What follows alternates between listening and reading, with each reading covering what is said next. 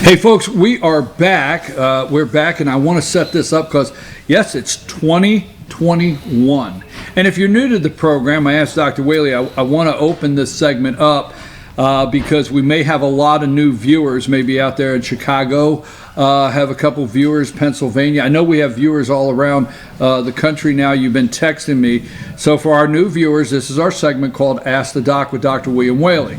Now, North Georgia Cancer Research affiliated with Northside Hospital brings this segment. We appreciate them. 2021 Ask the Doc is on our FYNTV.com website. It has its own page there with the segments. Last year we started COVID, and like I said, I want to just, for our new viewers, we started COVID updates in March. So you can go back in our archives. And these two gentlemen here, Dr. Raymond Tidman and Dr. William Whaley from March, and Dr. Marlowe in Atlanta, and several consultants that you guys work with throughout the week to bring information. If you want to go back in the archives from March all the way through, the best national COVID updates of what was going on, what has been going on in this country are on our website. Last year we encouraged, and we're going to do that again, we started out Ask the Doc with somebody giving us a couple questions, medical questions. It's been 5 years though. Yeah, but we started out we started out with medical questions for several years, and that's what we would do. We're going to get back this year with wanting you to send your questions. Now, we're still going to do COVID updates. You're still going to have an update. We're going to talk about the vaccine, but we want to get questions. Because the one thing we stressed last year, and we're going to start this year, this past week, I went to a doctor's appointment. We want people to go to their doctor's appointment, and I know the last thing that this man wants to do, and I could say it sitting next to him for a long time, he doesn't want you to visit his office at the cancer center and look at you and say, I wish you would have come in 2 months ago. He doesn't want to have, you don't want to have that conversation, do you? Right. What does that say right there? Right. Preventative medicine. This guy does not want you to come in and say, you're a diabetic, I wish you would have come 2 months ago. So we're encouraging preventative medicine. We're encouraging all Americans to get back to taking care of our health on all levels. And with that, you know where I'm going, yeah. Right? We have to incorporate that this year, although COVID is important, and we have to do that.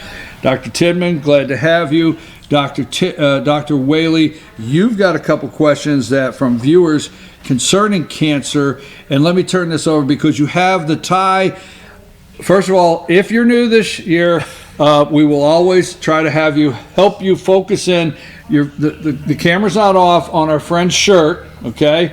Every once in a while, a nice pair of socks he might show you. So yes, the camera's not off, and our friend over here always has a tie that he likes to tell a story or the reason why. Well, first of all, we got to get finished. We missed the first one in January, so we ended the year at 19.6 inches of rain above average. Yes. And we weren't here the first day because it was snowing in North Georgia. All right, so that's from number two.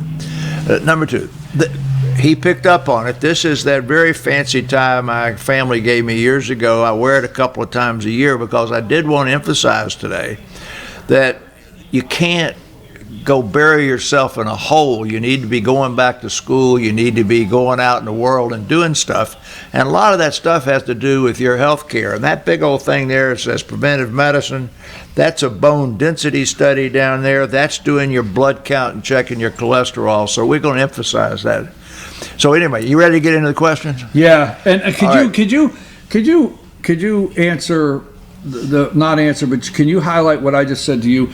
Tell me with the past year, you don't want to sit there and have to look at somebody that comes in and say, I wish you would have come see me 3 months ago, and that has happened. No, we've talked about this a lot. Right toward the end of the year and this year, I saw a patient this week who was due back in April. Now, you put it off,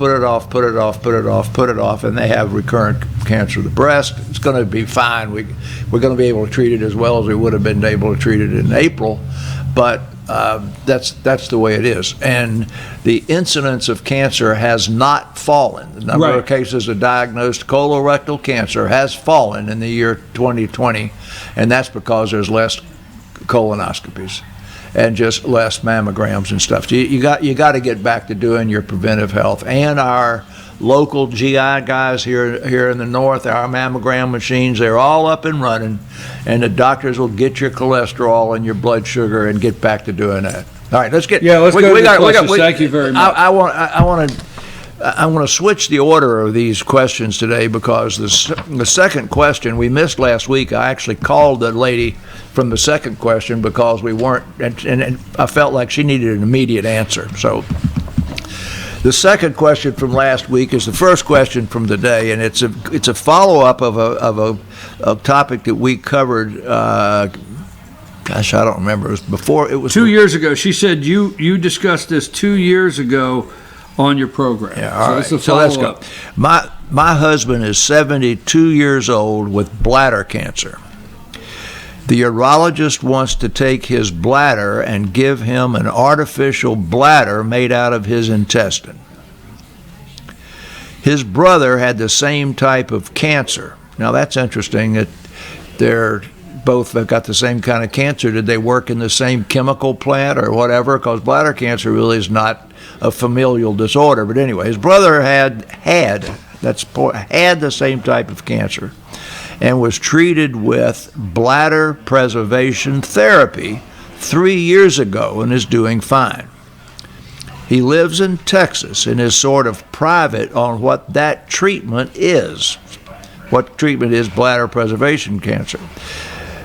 Bladder preservation therapy. Can you help me and my husband Paul make a decision? You helped me when I had early stage breast cancer 2 years ago with your answer to my question on your program. Well, it's nice to know somebody can remember 2 years ago, and the question's pretty well written here. But in all of bladder cancer, there's just a small margin of people that are eligible for bladder conservation therapy, but it's really important because it's a big operation to lose your bladder. And didn't she say he was 72 years old?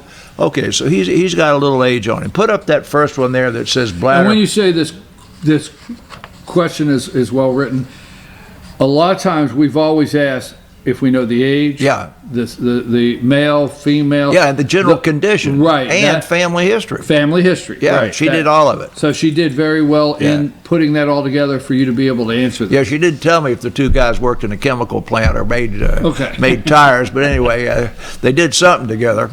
Put up that bladder. All right, so this I'm just going to show this. If you look at this graph where you get the bottom middle portion, that's the treatment that is bladder conservation. 85% of people treated with radiation and this drug have a complete response, meaning at 6-8 weeks after you start the treatment, you go look again, the bladder cancer is gone, and 69, let's call it 70%, survive 5 years with their intact bladder. Now put up this next one, and I'll give you a quick down and dirty of how this thing works, and then we'll look at surgical responses, and then we'll go talk about it. So, if you look at this graph she's got up now, it's a big old complicated thing, and it goes down, down, down, down, down like that. But if you have a tumor with no lymph nodes, its penetration is what we call T1, T2. That's too complicated. Then the treatment consists of radiation, runs out 4, 5, 6 weeks, with a chemotherapy given once a week. And then 85% of those people, 2 weeks to 4 weeks after you conclude it, they do another scope job and biopsy. And if they are not in a complete remission then, and that's only 15% of people, they go on and do the same surgery that they talked about in the first place. But 85% of those people don't have to have any surgery and don't have to have any more treatment. So you don't recover from a bladder removal. You can pull that down, Emily. From a bladder removal with big surgery, you've created a pocket. You now are having you're not going to urinate through a bag. on your side that's made out of intestine. That's a good 6 months to get over that. So this is 6 weeks to get over it. At 2 months, you're back playing golf. And if you don't have any disease, that's 85% of people. That's the end of your treatment, not the end of your continued observation. Okay, put up that last one. So I said 85% with the, just kind of hard to figure, but if you take that top one where you look at the black line on top, that's low risk. That's who these people are that can get bladder conservation. You get out here to 5 years and the survival, my gosh, the survival's right at 70%, which is what it is here. So basically, these 5 year survival for having treatment that saves you that big operation is equal. So the treatment, one more time, for bladder conservation, your husband has to have a tumor that is relatively early, not deep, no lymph nodes. He'll have to have 6 weeks or so, 8 weeks or so of chemo and radiation therapy. 1 month later, he'll have to have a negative cystoscopy, and he's got an 85% chance of getting there. And if so, he keeps his bladder. So that's the answer to the question. You now need a medical oncologist and a radiation oncologist because surgical urologists generally don't participate in the bladder conservation except to go back and do those cysto follow-ups. So there's a big treatments given by medical and radiation oncologists. Is that enough? How do the patients present when you first see them with bladder cancer? Okay, most of them present because they passed blood in their urine. There's no other, and generally, yes, they pass blood in their urine. Frequently, it's because they went for a physical exam to their primary care doctor, and the routine urinalysis showed a small amount of blood in their urine. That's probably the biggest number. And that's a very important point, because they might not see the blood. It may Right. That's greater than half. Yeah. Now, there's the less than half. They go to the bathroom and say, "My goodness, the toilet bowl was red." Yeah. So it's generally blood in the urine, but most of it's picked up by the family doc. That was a good point, Ray. I forgot to make that. And then one other point to make is kind of going off your questioner's question and your answer. Patients should expect that kind of analysis when they present to their oncologist or their surgeon or whomever, to lay things out and say, this is the way I see it, and this is the way things can happen or can work out. So they're very comfortable with their treatment. So she's great to ask that question, but she should expect that from her doctor. Well, she should. But the other part is that some people are going to hear that exact argument and just say, "Doc, I'm just so frightened about cancer. When in doubt, cut it out. I want to have my bladder out." In which case, then that's what they should do. Yeah. And then there's many people that say, "Look, I'm not going to let you cut my bladder out. What are my options?" So that's every patient's different.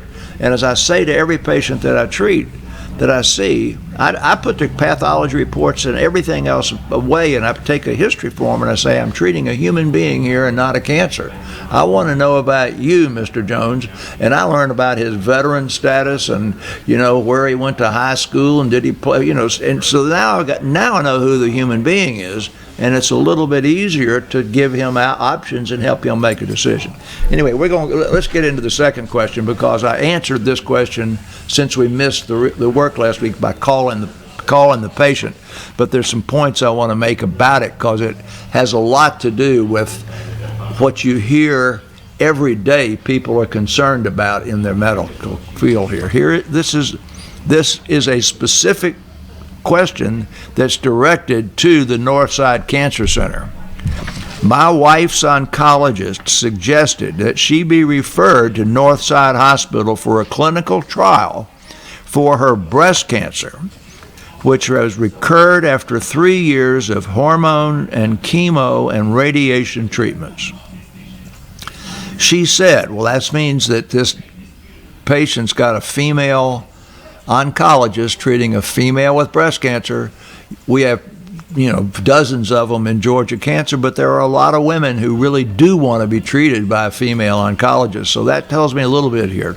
She said there was much progress in cancer in 2020. I guess meaning that what she'd had before There's new stuff out there. What is your opinion? I would have to drive 45 minutes each way at least one day a week. That's an interesting observation, that somebody is a little bit worried about the infrastructure of their treatment. If you'll put up that first graphic there, you can only see part of what is 20 pages long. I think there are 17 or 18 clinical trials going on at Northside Hospital Cancer Center today just for breast cancer. There are probably just as many for lung cancer and just as many for lymphoma. And so there are hundreds of trials through a comprehensive cancer center. So I don't know from this exactly what condition her cancer's in terms of, we know she had hormones, so she's estrogen receptor positive. They said nothing about taking Herceptin or antibodies, and she had chemo, so I think she had lymph nodes. So you can pull that down, Emily. So basically what that shows you is, you see all of these little arrows going there, is you pick that little bitty arrow that says, okay, this patient has this kind of tumor, this size, lymph nodes, estrogen are positive, and here are the clinical trials that are available. So what the question really is what's happened that would make us want to go do a clinical trial when my wife's had cancer for 3 years? This is going to be really quick. Show that next one there. What's happened in the last couple of years, and I've said this many times, is the things that we have learned are not related to more surgery, more radiation, more chemotherapy. They are to how the cancer got started, genetic changes, and particular markers in the cancer cell. So in this first one, we'll just take a quick look at it. All of this progress has been made. This says cancer prevention and interception. Some of this has been made on doing blood tests to make a diagnosis that used to require a biopsy in the diagnostic range. Flip up to that next one. The next things that are big, and this may be the direction that they're going in this clinical trial, is the immunotherapy things. We've talked about it here in the last couple of years. The antibodies that are directed against specific ways to activate the immune system, where your killer cells go kill the cancer. There are these personalized, but the body, you can pull that thing down there, but then when they talk about personalized medicine or individual medicine, they're always talking about doing genetic markers and drivers and changes that drive the oncologic process. So I have no more information about that, about your wife, but there are so many things that have happened. And clinical trials have to be very, very rigid in they make sure that they've got enough this type of person, that type of person. But it takes a very highly specialized staff that does this all day, every day. And then when you get an approval at the National Cancer Institute, you can't just sort of go into your local pharmacy to get the medicine. So it's all got to be really rigidly done. And I would encourage you, 45 minutes ain't so long, take a book and get into the evaluation. And if the clinical trial is available, here's the things I can guarantee you. One, if there are two arms of the clinical trial, the one they're studying is projected to be equal to or better than the standard of care, or less toxic and equally effective than standard of care. Otherwise, why would you study it? And that's where all the progress comes from. Which leads me into the biggest, what's the next segment of our thing? What's news today, right? COVID-19. Yeah, no, but what we do the vaccine. We go into the news of the day, right? Okay. All right. Okay, it used to be that you got romaine lettuce recalls and stuff. Don't you wish the news of the day was a romaine lettuce recall? All right, number one, Moderna needs more kids for COVID vaccine trials. So we now know that the Pfizer vaccine and the Moderna vaccine are 95% effective. I've received both of my injections, and the rollout is very slow. Ray's going to talk about how you can get the vaccine. But to get the vaccine, information that says it's 95% effective, 2 of my partners were in the Pfizer clinical trial. I mean, getting shots, not doing the trial. And they got a shot, and they didn't know if it was sugar, if it was salt water, or if it was the vaccine, and they volunteered, and they got 40,000 people in the country quickly to volunteer. Most of them were healthcare professionals, to be honest with you. But before you can release this for kids under the age of 18 or 21 or whatever the age, I think 24 is where the bottom of that clinical trial was done. So to get people below the age of 24 down to the age of 2 probably or 4, you've got to have children that parents allow them to participate in the clinical trial. And there is so much anti-vaccine bias out there that is totally, in my opinion, fallacious, that they're having difficulty finding the number of people that they need to get that clinical trial done. And as you well know, these kids at some point or other will want to be vaccinated. But we want to get everybody else vaccinated first. But what point was that? But while we're doing this, trial. We have to be able to do this. We have to do something else. What you're saying is, without enough research data with kids, we can't move forward with a plan on vaccine for children. Right, and right now, we've got 3 more vaccines that are still waiting out there to get approved because one of them went on hold and they're having trouble getting all the numbers. So anyway, right. Now wait a minute, you've had both of your shots. I've had both my shots. That's a 2. Now, are all the vaccines at the current time? There's only 2 that are approved. Moderna and Pfizer. And both of them it's a 2-shot system. Right. Yeah, one's 3 weeks apart, one's 4 weeks apart. Will all be 2-part, or are they researching No, there's one a part? vaccine coming out that's a single dose. Yeah, and that's the one that slowed up because of manufacturer, and they had some. That everybody would love to have that one first. Then it's one shot. And I hate to use the word argument, but the argument has been from state to state.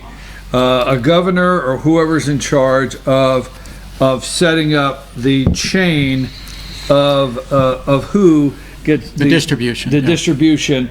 What say you? Where are we at on that right now? I want to jump into that, but I want to echo something Bill said about clinical trials, because it kind of ties back into vaccines. We do trials at our office. Bill's company does trials. They're fairly rare and hard to get into, but the important thing to know that if you get offered a trial and you get into a trial, you get an amazing amount of attention.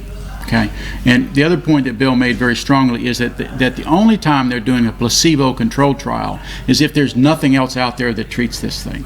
Okay, so they're always going to use standard of care or best of class and compare the new treatment to that. So you're going to either get best in class or potential new innovative care. And in cancer, we call that standard of care versus the new care. Yeah.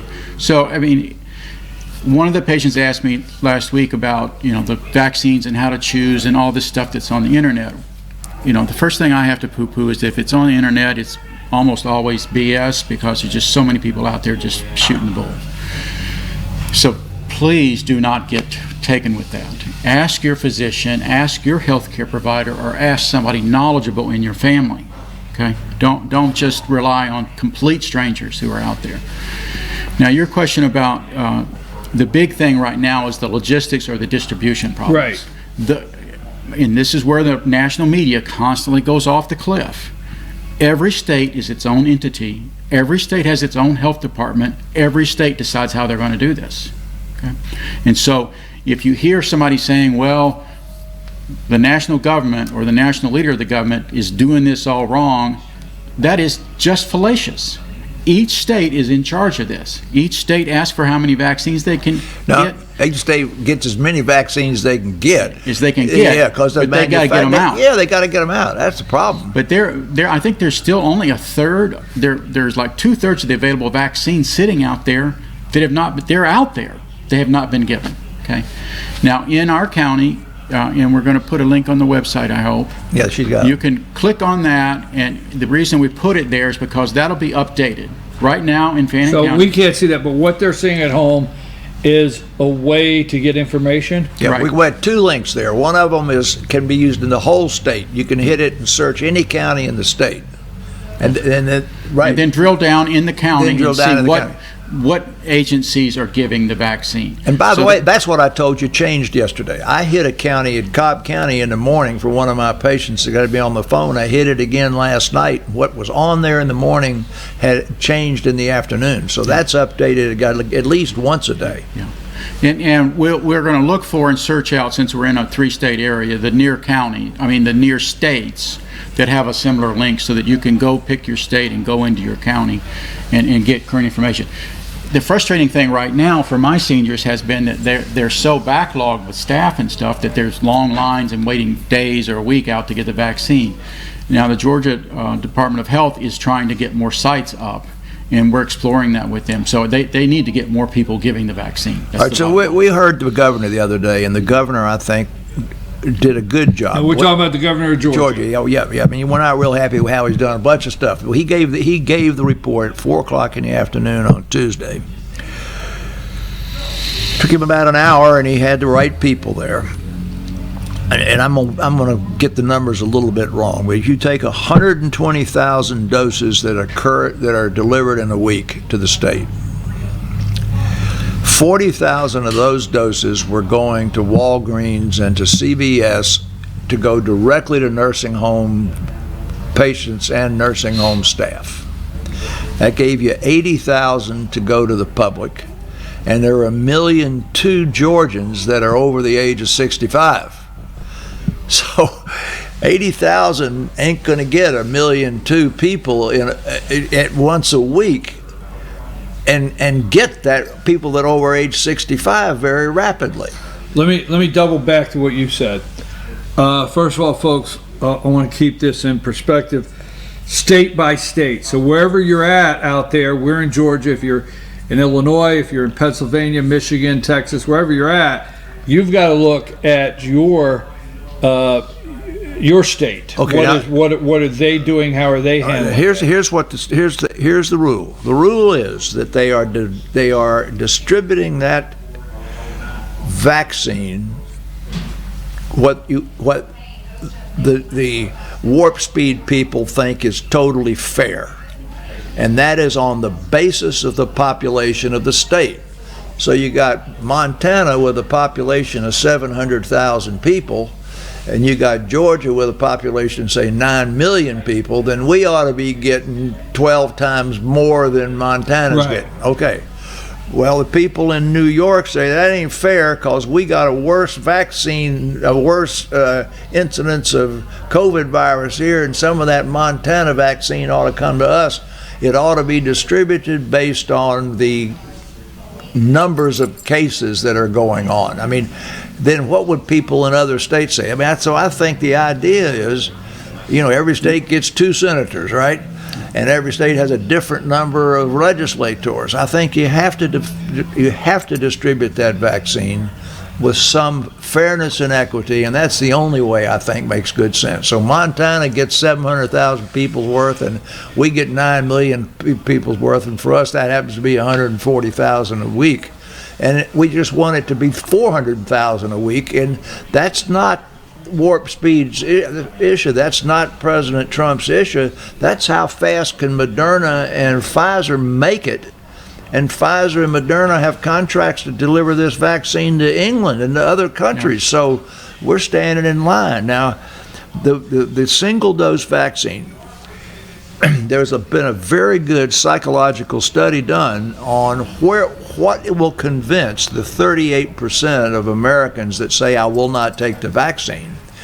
I mean, then some say I won't take it till it's been on the market for a year, and some say I don't take it because it's not effective, but 95% effective. Our flu shots have generally been 30 to 60% effective. The rule was, when they said they were going to come up with this vaccine, that it had to be at least 50% effective. Well, the two that are out there are 95. But the single dose one that's coming along, if it's same as the single dose one that's come out of Russia and come out of China, is going to be 65% effective, not 95. So the fact that it may be one vaccine, and we don't know what's going to happen because it isn't released yet. But when the single dose one comes out, if it's less effective than the double dose, I would take the double dose. But right now, it's not an issue of you choosing what you want. It's what can they get to you? What can we have as a supply? You know, sometimes you used to have Texaco and you had golf and all the rest of them, and you had, I'm a golf man. I got a golf credit card. Well, sometimes you just want some gas, right? So that's the situation here. As soon as you can get this vaccine, I wouldn't worry about whether it was Moderna or Pfizer. I'd take whatever they have for you. Let me kind of go into the specifics of that, but they were talking about, well, we need to be giving 1 million doses a day. Well, if we got 300 million people to give a vaccine to, that's a year of dosing. No, we need to be giving more than 2 million doses a day. But it is rate limited by how fast can they make it and how fast can we get it out there. They're still working hard with the number of sites, filling stations, so to speak. Where there are 1,400 sites in Georgia, they say. But well, let me ask you this. Okay, so right now, what I understand is, nursing homes, first responders, doctors. Our sheriff's department got it last week. Right, doctors, first responders, law enforcement, nursing homes, seniors, okay, and then work our way down. What say you on, let's say like you were using the Montana example, what say you on hot spots, like saying, let's rush as much as we can into this spot, not regardless of age. I think Bill's right. No, I think Bill's right. I think that's unfair. Well, no, I'm just asking. Okay, I think in the state. I want people to know I'm not trying to. I'm trying to make the conversation. Okay, let's say how unfair that. I'm going to say on a statewide basis, I think they should get an equal number. I mean, they should get a proportionate number. Now, once it hits Georgia, they could make a decision. This needs to go into our counties that have the chicken plants in it and have a higher incidence. Okay. I'm not going to make that decision. Once it goes in Georgia can make divide it based on Georgia can make a population, decision. like you said. But if you look at Georgia, then we can look at the spots. Then that's the health department's. That's the health department's job. That's somebody else's job. That's Dr. Marlowe's job. That's not my job. Yeah. All right. So we do have doses in Fannin now. Oh yeah. Yeah. Well, let me tell you the story about that. Go ahead. Because this is easy. Fannin didn't get many doses. I think they had 10 doses one day. But a week ago, when we heard that Fannin had it, we had people that called up and got it the next day. Well, now I'm pretty sure you'd be out on a list 2 or 3 weeks from now. But I want to make something really clear. When we were immunizing a specific frontline group here about a week ago, when you thaw that vial, it has 10 doses in it. It has to be administered within 30 minutes. So when you think about a flu shot, you think about going over to the place, sitting down, the pharmacist mixes it up and brings it to you. When you do this, all 10 people have to be in the room at the same time, or in the waiting room at the same time, with their shirts down, having filled out the permission sheet, having been entered into, what's your name, how date of birth and stuff. They don't take your social security number. And literally have a syringe ready and a nurse and somebody so that within 30 minutes you can draw up 10 things. By the way, Emory was doing 350 an hour, as I told you when I went in and got my shot both times. So you have to have a big infrastructure that'll take that vial, get it into 10 separate syringes, get 10 people into the room, get their arms down, get it into them within 30 minutes. So people got to keep the appointment when they make it, because if you show up and you were one of the 10 and there are only 9 there, the other 9 aren't going to get it till they get somebody to come into the room and make it 10. And you got to recognize that the infrastructure that it takes to give it is not just one nurse with one vial and 10 people in the waiting room, because one nurse can't do 10 people do all the paperwork. Now, one nurse could give a lot more than 10 shots in 30 minutes. If the stuff had been drawn up by somebody else and the people been signed in by somebody else, she could probably it took about 2 minutes for me to get me, so we'd say she could do 15 or so in 30 minutes. But anyway, that's the logistics to this thing that people don't think about. Okay, let me move this one more direction before we have to close. So let me put all this out there and then run with it. Okay, so Georgia, we have a major increase, a spike. And what we try to do here is take these kind of things and clear up what the media may be saying and try to get some truth into our reporting. We had Thanksgiving. We were all many were encouraged, don't have big family gatherings, Thanksgiving, travel, airports, whatever. Americans made the decision to do what they wanted to do. Christmas, record travel. Again, they requested people curtail travel and group meetings, but again, Americans did what they wanted to do. Now we're in January. Some are saying that our actions from November and December, travel and all the above, may have increased the numbers. But we do know January and February. We do know winter. It's harder in the winter, okay, because we don't have the direct sunlight. So, what say you where we're at with the growth? I mean, are we gonna start seeing the spike come down? What are some of the concerns? Because people are back to being as concerned when this started. Yeah, and I don't say the concern never left. You know where I'm going with that? Yeah, they should be. All right, okay? here's the third item on this day's news. Wednesday, 4,327 people in the United States died. That's the highest number that they'd had.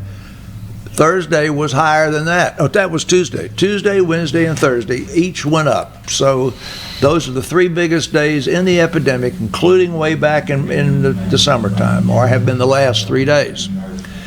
And this is true in Georgia. Now, if you look at the number of cases that have occurred in Georgia, 600 and something thousand, the deaths in Georgia are somewhere, I've forgotten, 9,000 or something. That's about 2% or 3% of the 4% of the total number of cases that have been reported. Now, for that, we know there's a huge number that have not been reported.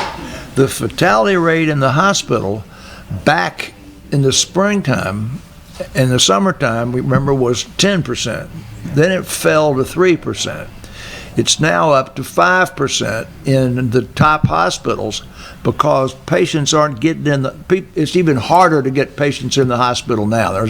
Your oxygen's got to be lower than it was, and you got to be sicker than you had to be 8 weeks ago. And the hospitals are basically full. The ICUs are largely full. We have a hospital that's just a few miles from here, where they've got people that are in the surgical recovery room, the obstetrical recovery room, and the ER observation room. All have been converted into COVID units. So my prediction is that we are going to continue at this type, not where we are now, because we're still in the Christmas rush. But 15 days from now, that's going to come down. But it's not going to come down to low numbers, and it's going to stay that way probably, I think, until late spring or summer, until we've gotten a lot of people immunized. And I'm still thinking, I say the kids ought to be in school, the kids ought to be playing sports, people ought to be going about their business, and if they're fine china and are over the age of 65, or if they're touch on the overweight and diabetic, they need to be wearing their mask and being very careful. But the people in Emily's age group and our children and everything else, they need to be living their lives, and our stores need to be open and people need to be shopping. I caught on something you said there, and I don't know whether it's from you hearing so many news items, but you said people are going to do what people do, almost as though that's a problem. Yeah, right. Right? People are going to do what people do. Thank goodness. Thank goodness we're free souls and we have a will and we do what we want to do. Now, Bill's exactly right. Identify your risk pattern, get the kind of attention you need, and don't hide from medical care. Get your medical care taken care of. But I expect people to do what they're going to do. And we need to work around that as healthcare providers. And I'm sick of this whole treatment of scaring people and telling them to run and hide. They need to live their lives and get their health care and call their doctor when they got a cough or a sneeze or a gut ache, because this is a more dangerous time in life. But I want people to do what they want to do, and I want them to have their lives, and I want them to have a positive outlook. But is it there the reality of precautions that we should take? I mean, I'm personally now I'm going to say, you said you picked up on something, you're correct, because I watch all the news cycles, because that's what I studied throughout the week, is the different news cycles. So let me just say this also, when I say people are going to do what they're going to do, at the same time, there's personal responsibility. Seems to be lacking in some areas in the world. For me, not Ray Tidman, not William Whaley, for me, I've made a personal decision where my mask is concerned, where I want to go, don't want to go, and I'm taking what I call I'm making my own decision. Right. I want you to feel good about that. You understand? Yeah. But there's some people out there saying they're being irresponsible because they're doing what they want to do. No, they should be doing what they want to do. They need to be informed, and they need to be well educated and do what they want to do. Otherwise, you're a depressed, dying, in a corner person. I have encourage them to wear their mask when they go into Walmart. Right. When they go in. Let me throw out one more thing. I know we're getting short here, but one of the things I think helps some of the patients understand about this particular vaccine, because there are all kinds of history of vaccines and all kinds of things that have gone on out there. This is a fairly unique way of approaching a vaccine. In the past, we either cooked it, the virus, or we macerated it, or some way we made it lame so it couldn't infect anymore, and then we exposed it to certain lines that would produce antibodies or that would attack it to make it seem foreign. So we put that foreign subject in the body, in the human body, and then the body built an immunity to it. Okay, this vaccine looks at the messenger RNA, which is like the computer code for the virus. It is unique to that virus, and then they expose the body to that code. And so it's a very unique, specific attack on the virus. It's it not can't make you sick.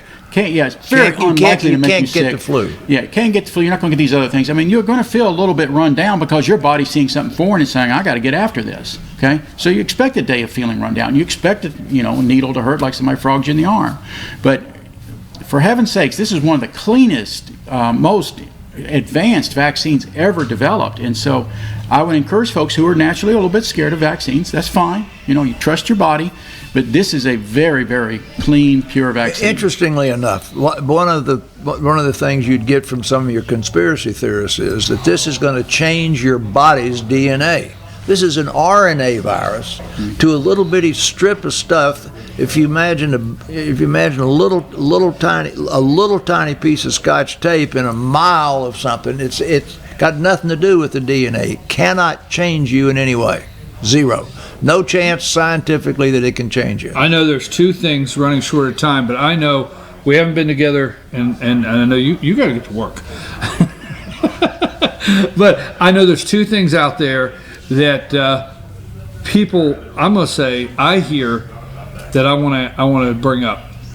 So if we were told to stay home, and a lot of Americans did, and we were told to wear masks, and a lot of Americans did, and we did everything that they told us to do, why isn't this better than it is now? Why are we at this now if all the things we were told to do, why is this getting worse? I hear that. I mean, I say to somebody, they say, oh, you can wear a mask if you want. Maybe you should say that for the political side of it. It's a multiplier. Okay. I'm just saying. I'll tell you exactly why. I mean, but you understand that? Yeah. Okay. All right. It's a multiplier. If you had one person that came in the United States that had the disease, and he gave it to 2. Right.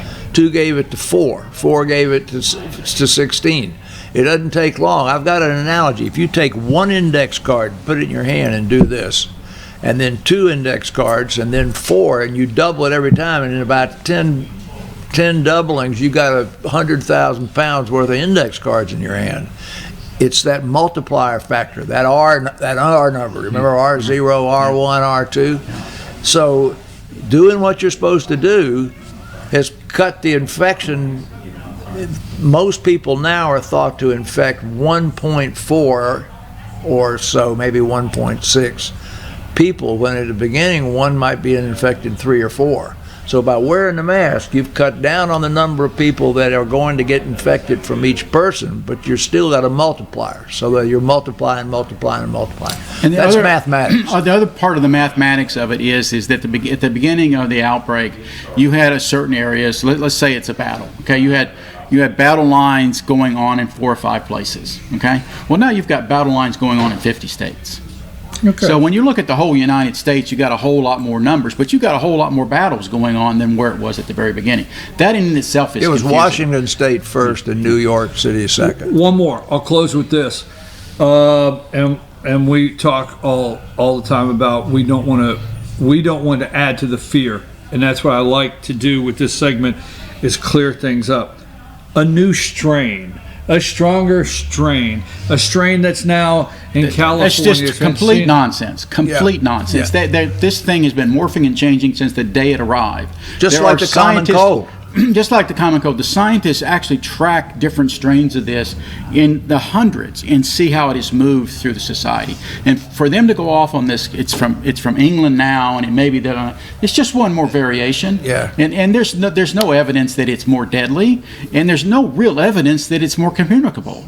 They just don't know, and so you have people speculating and saying things. This virus is morphing and changing, and it could be just one little codon, one little change, and one little piece of DNA. But Well, the the RNA reason I part in the bring that middle, up is it's I on the was in- spike. No, this is on the spike. Remember that thing's got a spike on it. These are spike modifications. The RNA that the vaccine's from is in the virus, so it gets every one of these modifications. Now I'll tell you why I bring that up, because I was in a conversation the other day where somebody threw out there, and I get it by the information we hear, and somebody threw out there and said, the conversation is, why is this seem to be worse than it was here, and this and that, and what's going on? And somebody threw in there, I think this new strain is stronger and more potent and Yeah. more dangerous. Well, so that's very wrong. There's no thinking to that. But you understand what I'm saying? Yeah, that's an opinion, and it's silly. That's unsupported. That's why you guys are here. All right. All Okay. right. That's why you guys are here. All right. That's why you guys have to visit these guys. Wear your mask, donate blood, visit Blue Ridge. Yes. And see your doctor. Donate See your blood. Dr. Raymond Tittman, thank you very much for being here.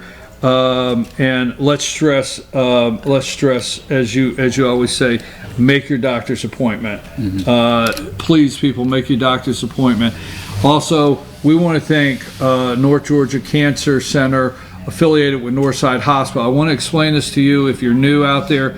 You go to FYNTV.com. Along the top, you'll see Ask the Doc. You click on Ask the Doc, you'll see this guy's lovely picture and a lot of things about Northside Hospital. You can even go to direct links of Northside Hospital, and you will see all of our episodes or segments of Ask the Doc there. You can share them with family and friends. You can go to our YouTube channel on FYNTV FetchYourNews and go to the playlist Ask the Doc. Thank you very much, sir. You got to go to work? Got to go to work. He's got to go to work. You got to go to work? I'll hang You around go for a stick few around a minutes. minute. Stick around a minute. We'll be back right after this with the All-Star Political Panel, and we'll be right back, you guys. Appreciate it. Always. Wear your mask.